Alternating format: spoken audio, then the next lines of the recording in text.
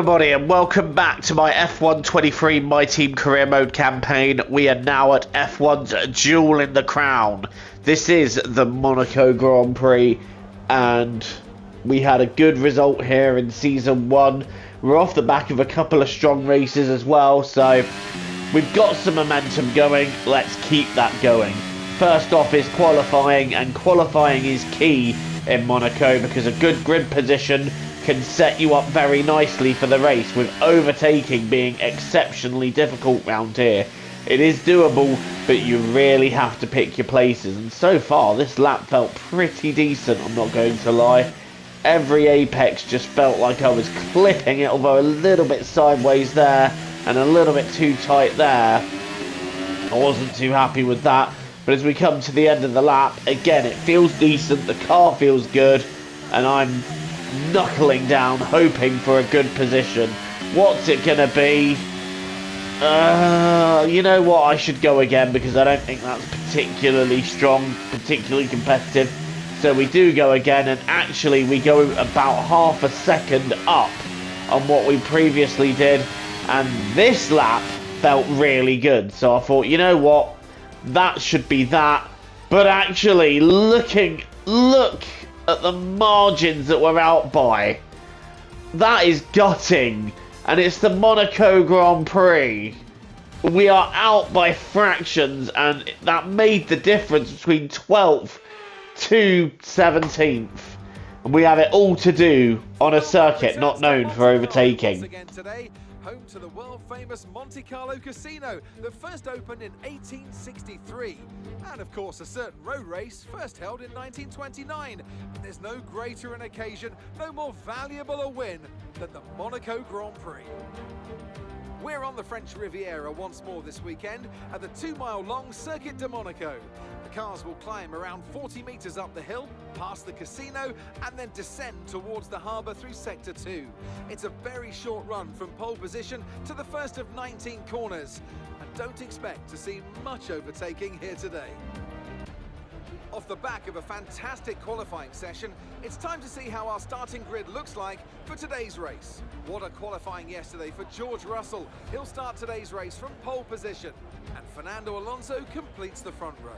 Looking at the rest of today's grid, we have Sainz, Leclerc, Stroll, Verstappen, Perez, Norris, Albon, Gasly, Magnussen, Ocon, Hulkenberg, Bottas, Joe, Tsunoda, Sparkles, Liam Lawson, De Vries, Helga, Oscar Piastri, and Logan Sargent. With preparations almost complete, let's head down to the track. Also here, of course, is Anthony Davidson. Let's talk about Sparkles. What do you make of their performance so far this season? Well, the atmosphere within that team seems very positive at the moment. Everyone seems like they're in great spirits and having a lot of fun doing what they do, and that's definitely contributed to the performances we've seen. 39 laps at the hardest circuit on the calendar then. Can we grab anything from this race? It's lights out and away we go. Look at George Russell getting away from Poe Alonso, trying to cover off a very fast starting Carlos Sainz. Sainz sticking it down the inside. I think Alonso just about has him covered, and Stroll also has Leclerc covered. So a good start for Stroll as well. But look at this, we are way down here. It's going to be a very long and tough race. Let's get it underway. It's a good start. Tsunoda gets away okay, but Bottas and Ocon really not getting away that well. And then allows me a little look up the inside, and Zhou Guanyu giving me all the space in the world to make that move. So we're up to P13, and that was a critical move to get done at the start. We've really gained some positions here, and this could set us up nicely for later in the race. Right down the inside while they're backed up, we've gained 2 positions here, although Magnussen might be taking P11 back. We're going to go to the outside of the hairpin. Magnussen is running me towards the wall. I am not letting him bully me there, and I'm forcing my car to the inside, and we are getting past Kevin Magnussen. And you know what? That driving from the pair of us to not end in a crash, that was chef's kiss. We're going to get a little replay of that right now because I want to see that. Here we go. Look at this. I'm sticking the outside line. Magnussen coming towards me, but it's going to take a lot more than that to intimidate me. And then I have the inside line here. Magnussen could have used momentum on the outside, but we were able to hold it. And that is P11 for us, and we are just outside the points. I'm eyeing a very wobbly Alex Albon, who seems to be struggling to get his hard tyres up to temperature for P10. And I feel like a dive up the inside here could be on. We're going to have a look at the Haas driver down the inside. And yep, that is P10 with another chef's kiss overtake. And that puts us in the points. 7 places gained in the first 2 laps. When do you hear that at Monaco? Heading into the Rascas now, and I feel a massive shunt in my rear. And I think Albon has just hit me. Virtual safety car. We've got a virtual safety car anyway. Let's have a look what happened. Oh. So I was offline, and then he went into me as I went back online, but where was he anticipating I was going to go? Because at some point I was going to have to brake for the corner. I'm not quite sure what Albon anticipated there, but that's taken him out of the race. Right, anyway, the race is back underway, and we are now chasing down Pierre Gasly for P9, and this is where patience comes into it, because overtaking round here, like I said, is very, very difficult. You have to pick your moments, and right now we're just, while we're right behind him, we're not particularly close enough to make a lunge, and as the laps go on, it just, you feel the amount of time that you're losing, especially as you see the dots of all those that you're racing getting further and further away from you, and it's almost like a helpless feeling around here. But finally we're a bit closer to Gasly here. We're going to try and set up a bit of DRS and overtake. Are we going to have enough to do it in Sandy Vote? We have a look. No, we've tapped Gasly and we've hit him again. We've got front wing damage. We're side by side now. Have we got the move done? No! Oh no, we had not got that done. Gasly was still alongside. That's a collision. We both have damage and the safety car is out. I honestly cannot apologise enough for that. Such a rookie error on my part. The dive bomb in itself was questionable, and then we tagged Gasly. He went a bit wide.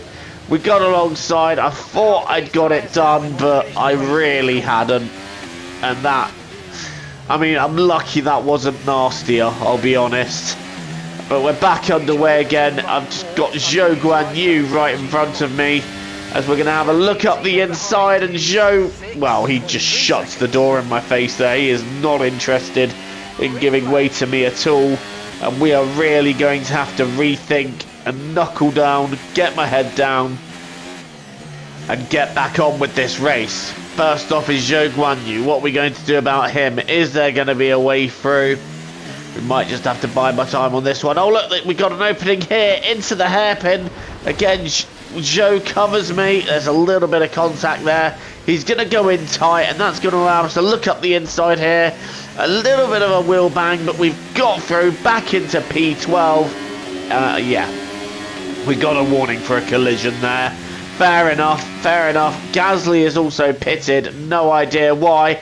And for those of you who are wanting to see me receive a bit of karma, yeah, there it is. I made a mistake with my braking, and I have fallen to the back of the field. It never goes slightly wrong, does it? Do any of you doing career mode ever find that when a race goes wrong, everything goes wrong? Because that's what I'm dealing with here. In the end, towards the end, I put on a set of softs, went for fastest lap, and then just let the leaders lap me. I have nothing more to say on this race. It is a disappointing day all round. My opening moves were chef's kiss, but the whole race itself was not chef's kiss.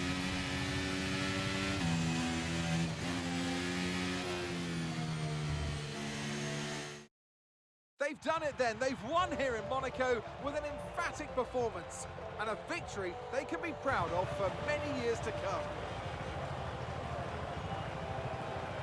Well, Anthony Davidson, a resounding victory today, but what set them apart from the rest? Well, time management probably played quite a large role in the outcome of this one.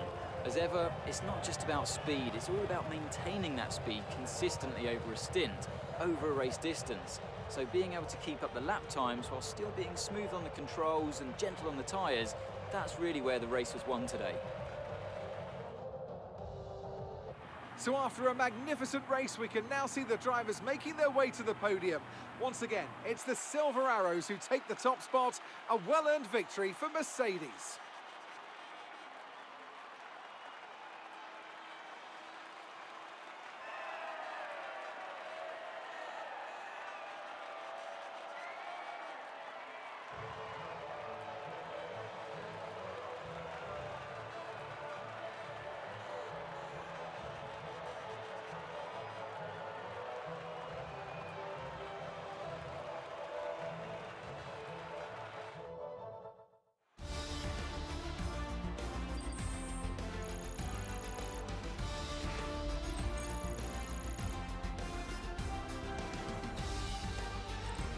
After that excellent result, Fernando Alonso takes over the lead of the Drivers' Championship.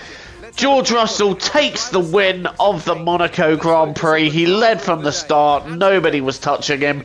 Alonso, I think, would have liked a way through, but he finishes second.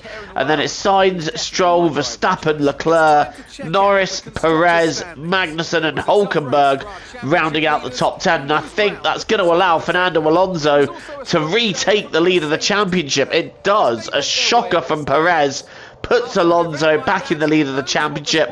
Verstappen still lurking within reach, waiting for a mistake from Alonso. Sainz just about falling back, and Russell, however, is he going to make his intent known for the championship here? And then it's myself and Hauger in 11th and 12th. So no points for us today, and I do wholeheartedly apologise that the race went as it did. Many rookie errors. All I can say is we will come back stronger the next time. Thank you for watching. Leave a like, hit the subscribe button if you're new here and you want to see more content. Until the next time, I've been Joe, TTFN, ta-ta for now, take care. I'm sorry that I couldn't deliver the race that I hoped for.